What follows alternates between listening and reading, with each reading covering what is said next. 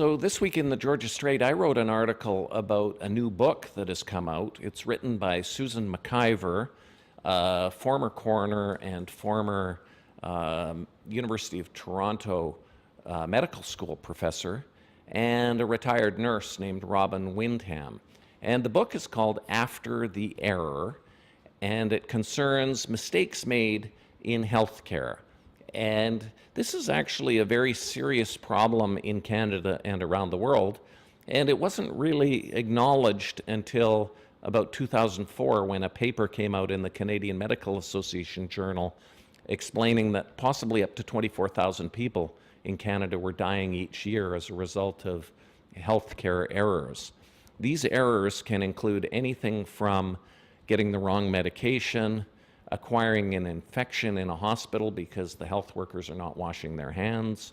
It could be a mistake during surgery, misdiagnosis. And so the healthcare officials have been working very hard to address this.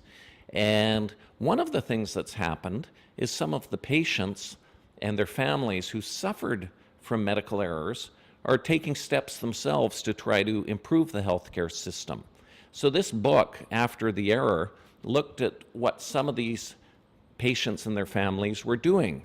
And so one story involved a BC mother. Her daughter died after surgery in Vancouver General Hospital. And part of I don't know actually if it was Vancouver General Hospital, it was another hospital she had, but she approached Vancouver General Hospital after the fact. But what happened was the daughter had surgery, but then she had a blood clot. And the clot, which is a chunk of blood, separated and went to her brain, and an embolism happened. So it clogged in her brain, and that caused serious damage. And then there were more problems. So the mother was obviously very upset about this, but she wrote a book about the experience to educate healthcare workers. And she went to Vancouver General Hospital and gave it to nurses, put it in the lounges of the doctors. Eventually it was read by people at the UBC Medical School, and now the book is in the library at the medical school. And so when people go for surgery at hospitals in Vancouver now, they're also given a drug that is called an anti-clotting medication. So it prevents these clots from going. So this mother, whose 17-year-old daughter died in 1997, has actually helped improve the Canadian healthcare system.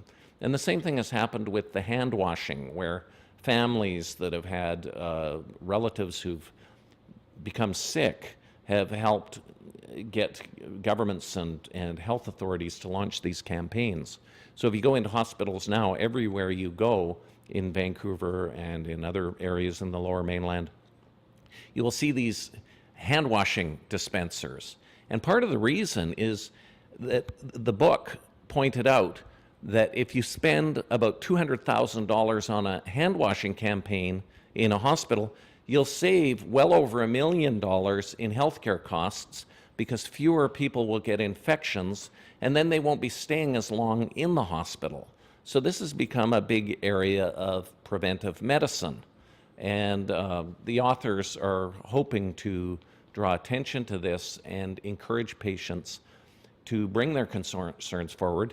And another thing that's happening in BC hospitals is they're handing out pamphlets where they're encouraging people to ask the nurses about medication that they're receiving. So if you go to hospital in British Columbia, they actually like to hear the questions from the family members. So you don't have to be shy and just accept what the doctor says. This book's pointing out that nowadays the culture is changing in Canada, and people are asking a lot more questions of their doctors and of their nurses and learning more. And to also be sure before you give consent for any operation or any medical procedure that you're informed about it and that you have knowledge about it. So I think these two authors have done a wonderful service. On policing news, this week there was a story in Vancouver where one of the people involved in the Stanley Cup riot, this was when some hockey fans went crazy in Vancouver in 2011 when Vancouver did not win the championship, that he went to court and he made a claim that he shouldn't be convicted because he was too drunk, and he wasn't responsible for what he was doing because he drank too much alcohol and he'd forgotten everything. Well, the provincial court judge, Connie Bagnell, did not accept that argument, and she convicted him of charges in connection with the riot. He smashed a window, and he was quite sad and was crying when the tears were in his eyes when the camera people and the news crews captured him on video after the case.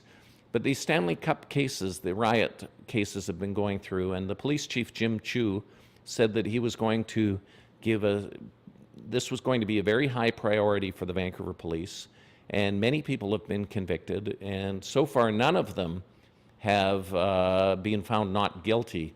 And of course that's partly because a lot of them were caught on video. But the argument that you're too drunk to be responsible was not accepted in this case, and I'm sure that has made many Vancouverites happy.